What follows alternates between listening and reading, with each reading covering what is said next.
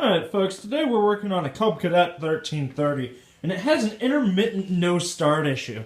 Now this one was extremely frustrating because I was getting all sorts of different readings.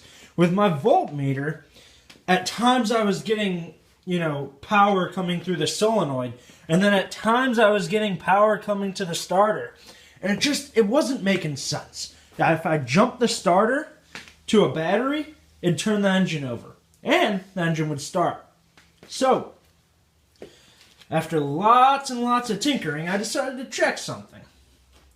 I took a jumper cable from the negative terminal of the battery and ran it straight to the engine block. Now, let me show you first what happens when we don't complete that ground. We come to turn the key.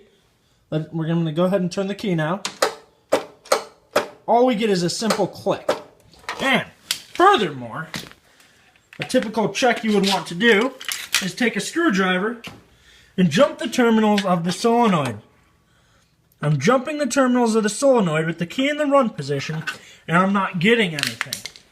So, now, let's take it from the negative terminal there over to engine block and go ahead and try and turn the key.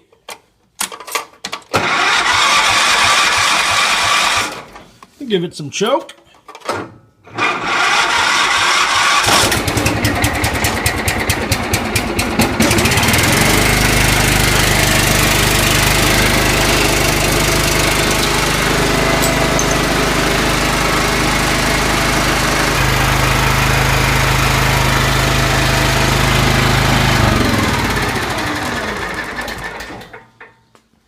Now, I originally did think this was a ground issue, and so what I did is I cleaned up all my connections here, and then down there where it hooks up to, and I didn't get any improvement. So, it just goes to show sometimes these electrical issues can be tricky, but the way that I actually ended up finally figuring out what this one was is by running that jumper cable from the ground to the engine block. So, now I know what it is.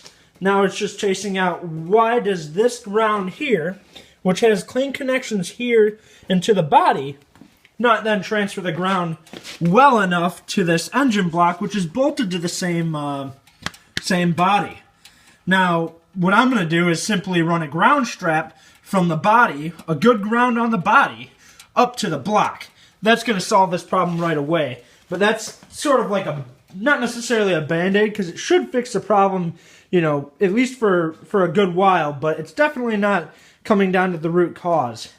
Now, this is probably more of an uncommon problem. Typically, you're going to have a problem with, like, the solenoid or, maybe your ignition switch. I've seen these ignition switches go out before. But if if you've sort of diagnosed that, of course, you got to make sure your pedal's depressed. I have bypassed the seat switch in this case, but of course you have to be sitting on the seat or have this depressed, PTO off, and that's definitely something you may want to check. It's quick, it's easy, just take a jumper cable, run from negative to the engine, and see what you get. Thanks for watching, tubers.